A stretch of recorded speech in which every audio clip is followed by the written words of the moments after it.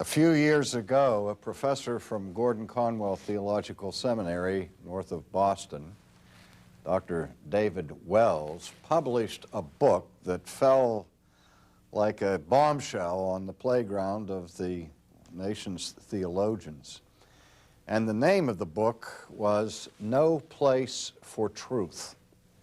Now, the subtitle, I think, is significant, as he wrote in the subtitle, Whatever Happened to Evangelical Theology. And in this book that caused quite a stir in the evangelical world, Dr. Wells outlined his concern for the demise of confessional theology in the life of the church today. And I'd like to begin our series by reading a brief comment from that book by Dr. Wells. He makes this statement: "The disappearance of theology from the life of the church and the orchestration of that disappearance by some of its leaders is hard to miss today, but, oddly enough, not easy to prove.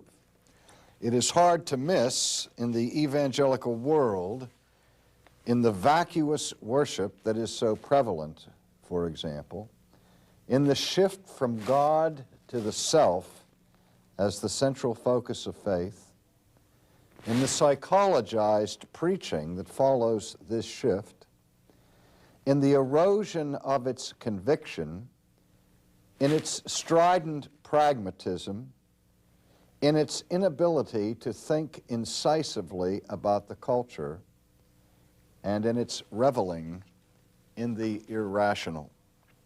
I recently attended a meeting in Philadelphia of the board of an organization known by the acronym ACE, which is the Alliance of Confessing Evangelicals, which was brought together in the first place largely through the stimulus provided by Dr. Wells's book. For this group is concerned to help call the church back to its confessional foundation, understanding that Christianity has a theology. Now, the purpose of this series that we're beginning today is to give an overview, kind of a glimpse of the essence of that theology that is called Reformed Theology, as distinguished from other branches of historic Christianity. Now, we won't have the time or the opportunity to go into all of the details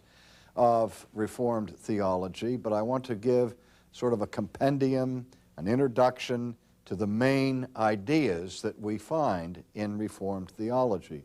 And the first thing I want to say today is that Reformed theology is a theology. Now, that sounds rather redundant, I realize that, but I want to make this distinction clear, that there is a difference between religion and theology. One of my favorite illustrations of this comes from a personal experience that I had several years ago when I was invited by the faculty and the administration of a college in the Midwest that was a Christian college, and they were without a president at the time, and as a result the school was going through a period of self-evaluation, and they asked me to come to address the faculty on the subject, what is a Christian college? And when I appeared on the campus, the dean greeted me and gave me the cook's tour of the facilities, and as we were going through the faculty office building, I noticed one of the office doors had the name stenciled across the top of the door, Department of Religion. And I didn't say anything, I just sort of filed it back in my mind for a few moments, and then later on that evening, as I addressed the faculty on the question, what is a Christian college, before I began my message, I asked them a question. I said, I noticed this afternoon that you have here at this institution a Department of Religion. And my question is, has this department always been called the Department of Religion?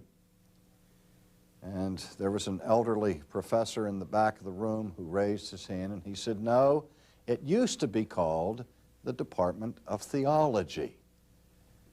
But we changed it about 30 years ago to the Department of Religion. And I said, well, why did you change it? And he didn't know. And I asked the rest of the faculty, and they began to guess why they changed it. They said, well, maybe to make it easier for our students to transfer their academic credits from our institution to other universities and so on. But I took off on that point to address the question, what is a Christian college, or what is Christian education? And I reminded my colleagues that evening that there is a profound difference between the study of religion and the study of theology. Now, for those who are watching this presentation, I have put on my blackboard a brief diagram where I distinguish between two approaches to the question of faith.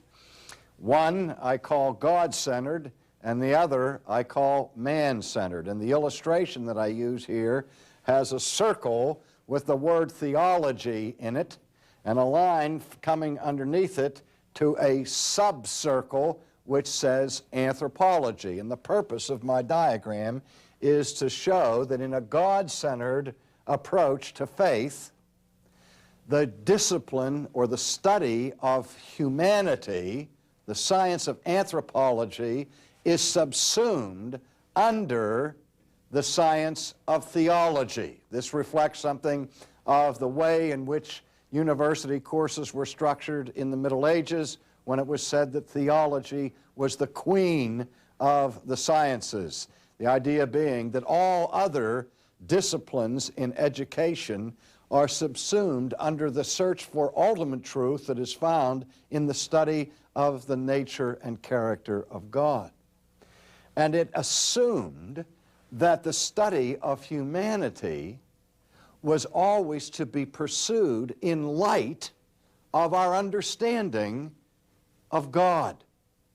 Since man is created by God and that we are the image bearers of God, to have a proper understanding of what it means to be human, we have to first study the prototype rather than looking at the reflection of that.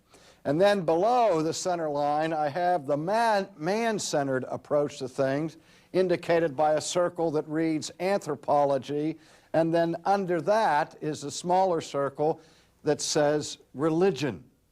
If we go to secular universities today and study religion, usually that study will take place in the context of the Department of Sociology or of Anthropology. And the difference is this: the study of theology is the study of God Himself, first and foremost.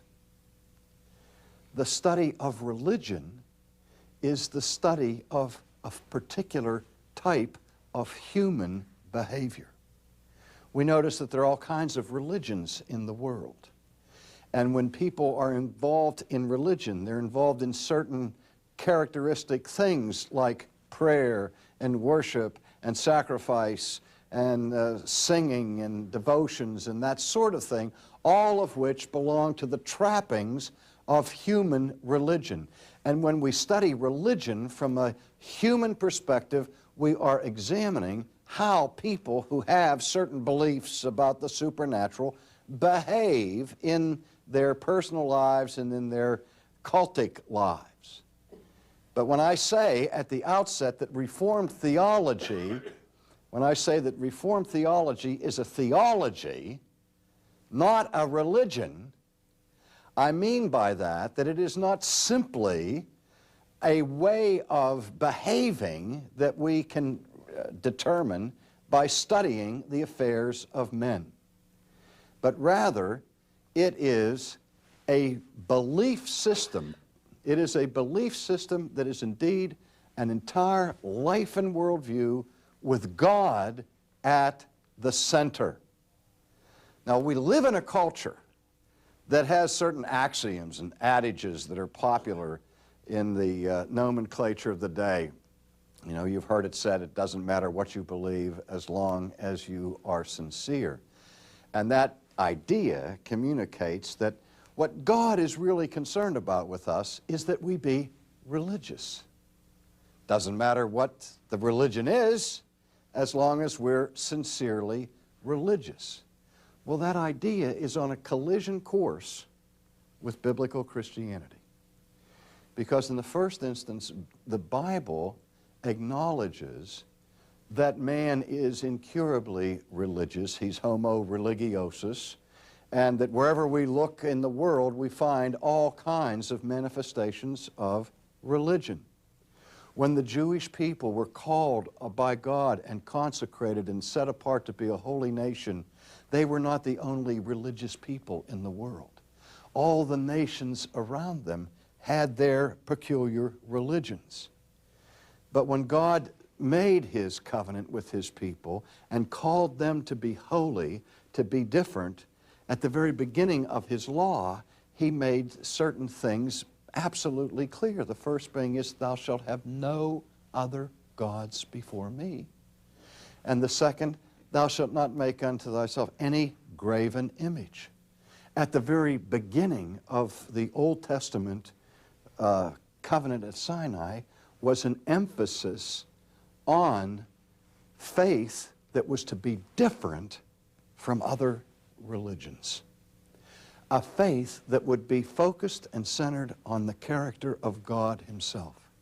Now we know what happened very early in the history of Israel in the Old Testament. We recently had a conference in Orlando on the essentials of the Christian faith, where I called attention to an incident that is recorded for us in the 32nd chapter of the book of Exodus. And I'll read a part of this episode to you, beginning at verse 17. We read this: Now when Joshua heard the noise of the people as they shouted, he said to Moses, there is a noise of war in the camp. It is not the noise of the shout of victory, nor the noise of the cry of defeat, but the sound of singing that I hear. Now imagine this scenario. Moses is just now returning from Mount Sinai. He has been alone with God, conversing with God, as it were, face to face. And when he comes down from the mountain, he meets Joshua. And Joshua comes to Moses and he says, I hear this loud noise coming from the camp. And Joshua's first instinct was to guess that there was some kind of war going on, because you don't hear this kind of whooping and hollering and shouting from a mass of people except on the field of combat. But as he drew closer, he said, wait a minute, it's not the sound of victory, it's not the sound of defeat, it's the sound of singing that I hear. And he realized that he was approaching the whole assembly of the people of Israel as they were gathered for religious observations, singing lustily in their celebration of their religion. But it was a celebration that centered on a golden calf. A golden calf that the people had imposed and begged the high priest Aaron to make for them, that they could have a God like all of the other nations, a God that was tangible, a God they could see, a God that was contemporary, a God that was relevant, a God they could get excited about. And the first high priest, consecrated by God Himself, acceded to these demands from the people and built them a golden calf. Now, in the meantime, while this was going on, and initially, Moses, you recall, had been on Sinai in a relationship with God. And God knew what was going on at the foot of the mountain. Moses didn't. Listen to what God says to Moses in verse 7. And the Lord said to Moses, "Go, get down, for your people whom you brought out of the land of Egypt have corrupted themselves. They have turned aside quickly out of the way which I commanded them. And they have made themselves a molded calf, and worshipped it, and sacrificed to it. And they said, 'This is your God, O Israel, that brought you out of the land of Egypt.' And the Lord said to Moses, 'I have seen this people, and indeed it is a stiff-necked people. Now therefore let me alone, that my wrath may burn hot against them, and I will consume them.'" Now the people were engaged in religion. But the religion they were celebrating was a religion that had a theology of this world, a theology that distorted and corrupted the very character of God, a theology that moved away from true and honorable worship of God to the worship of creaturely, man-made things. And God said to Moses, "Look at this. They're worshiping this calf. And they're saying, 'This is the God who brought us out of the land of Egypt.' As if that calf made by their own hands could have delivered them from anything. They prayed to the calf, they offered worships and sacrifices to this calf, and the calf was deaf, the calf was dumb, it couldn't see anything, it couldn't do anything, it was not omnipotent but impotent. But it was a substitute for the living God."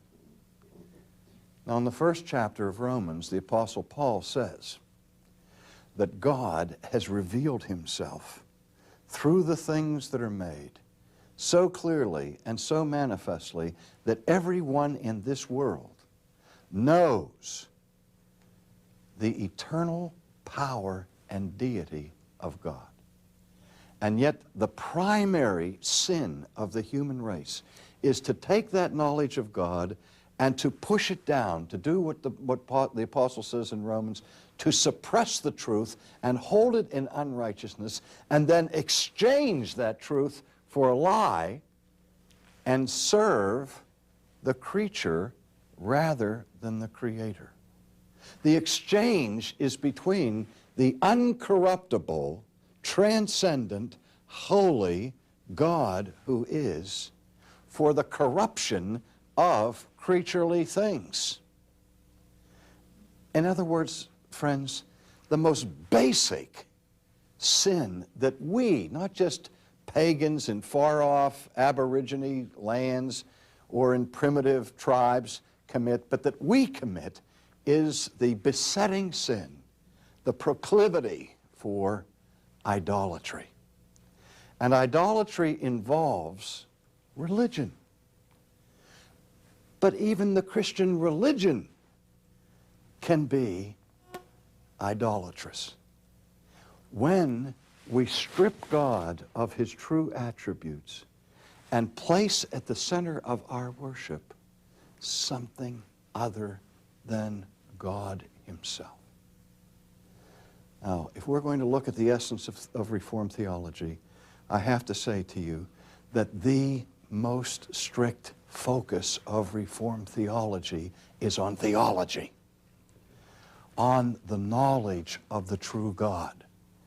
We live in a day when people say theology doesn't matter. This is what David Wells was decrying in his book, No Place for Truth.